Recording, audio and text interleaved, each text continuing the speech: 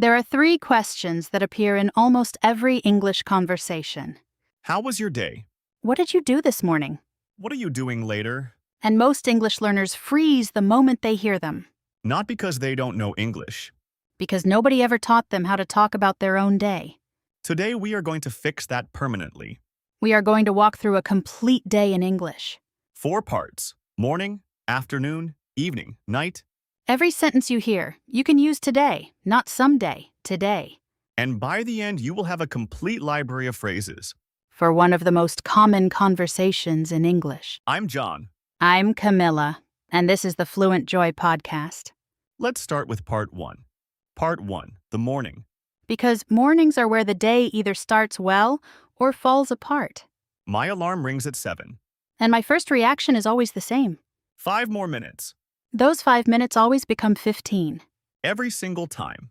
Eventually, I get out of bed, stretch a little, and try to wake up. After that, brush my teeth, wash my face. That cold water on your face in the morning is like pressing a reset button. Then a quick shower.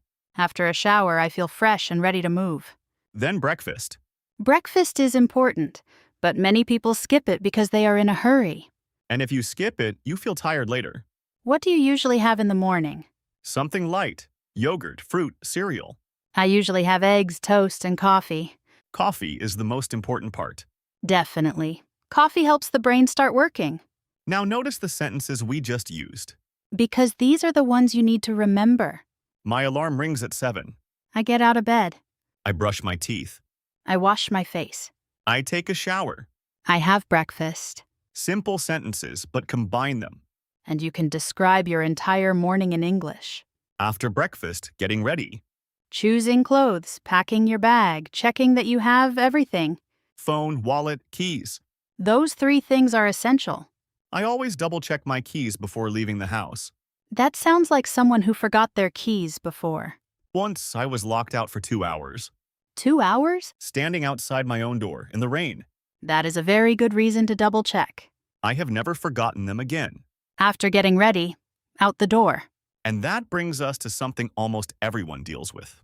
The commute. The commute is the time you spend traveling to work or school.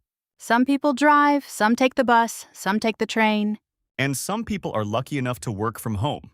But if you do commute, that time can become learning time. For example, listening to a podcast like this one. My commute is usually about 30 minutes. Mine is around 40. Traffic can make it longer, especially during rush hour. Rush hour is when everyone is traveling to work or returning home at the same time. The roads become very crowded. And your patience gets tested. Here is a phrase you will hear a lot. I got stuck in traffic. That means traffic was so bad that you could not move. Very useful phrase, very common frustration. Okay, part 2, the afternoon. This is when the real work happens. When I finally arrive at work, the first thing I do is open my laptop. Then check emails. Emails never seem to stop.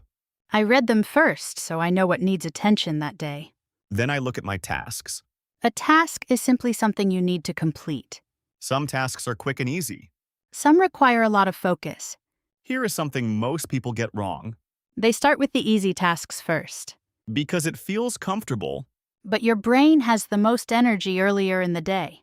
So if you do the hardest thing first, everything after that feels easier. That is a good life tip and a good English tip. If you are a student, the sentences are very similar. I go to class. I listen to the teacher. I take notes. I work on assignments. I talk with classmates. Same patterns, different setting. After a few hours of work or studying, something very important happens. Lunch. The moment when everyone stops and recharges. I usually eat around 1 in the afternoon. Sometimes I bring food from home. Sometimes I order with coworkers. Lunch is also a great time to socialize. People talk about their day, share stories, laugh together.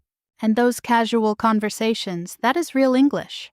Natural, unscripted, exactly what you need to practice. Here is a common lunch conversation you should know. What did you have for lunch? Just a sandwich, you? I ordered pasta from that new place. Was it good? It was okay, a little expensive though. That is a real conversation. 5 lines, you can use all of them. After lunch, a short walk helps you feel refreshed. Then back to work. The afternoon is often when meetings happen. Meetings are discussions where people plan, solve problems, or make decisions. Some meetings are very productive. And some meetings could have been an email. That is one of the most common complaints in every office in the world.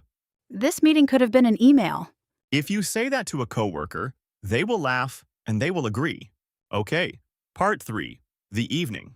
This is the part most people look forward to all day. Eventually, the afternoon ends. And we reach one of the best moments of the whole day. Finishing work. That moment when you close your laptop and realize the work day is over. It feels like a small victory every time. Then comes the commute back home, People are usually more relaxed on the way home. because they know the hard part is finished. When I arrive home, the first thing I do is change into comfortable clothes. Comfortable clothes immediately signal that the workday is done. There is a real psychological shift when you change out of work clothes. Your brain says, okay, I can relax now. Then dinner. Dinner is often the moment when families sit together and talk. People share stories about what happened during the day. Here is something interesting. The question, "How was your day?" is asked more at dinner than at any other time. And most people answer with one word. Fine. But if you are practicing English, don't say fine. Say something real. It was busy. I had 3 meetings and I didn't finish everything. It was good. I finally solved a problem I was stuck on all week. It was exhausting. I need to sit down and do nothing for an hour. Those are real answers. That is real fluency. After dinner, everyone relaxes in their own way. Some people watch television. Some read books, Some play games or spend time online. and some people use the evening to study. Evening study sessions can be very effective because the world is quieter. For language learners, this is a great time to review vocabulary. Or practice listening with podcasts and videos. Part 4, night. The shortest part, but maybe the most important. Night is when we prepare for sleep. And how you end the day affects how you start the next one. My night routine. Brush my teeth, wash my face. Sometimes I read a few pages of a book before bed. Reading before bed helps your mind slow down. But scrolling on your phone does the opposite. The blue light keeps your brain awake. And suddenly it is 1 a.m. and you are watching a video. About how cheese is made. That has never happened to me. Really? It has happened many times. Finally, lights off. Eyes closed. And the day ends. Tomorrow, a new day begins. A new routine, new conversations, new practice. Now here's the most important thing we want you to take from today. Your daily life is already full of English you can practice. Talking about your day might seem simple, But it is one of the most powerful ways to build real fluency. because these are the conversations people actually have Not in textbooks. in real life, So tomorrow morning, describe your morning in English. out loud, even if no one is listening. In the afternoon, describe what you did. In the evening, describe how your day went. Simple sentences build confidence. And confidence builds fluency. If this episode helped you, please subscribe to Fluentjoy right now. It genuinely helps us keep making this show every single week. And leave us a comment. Describe one part of your day in English.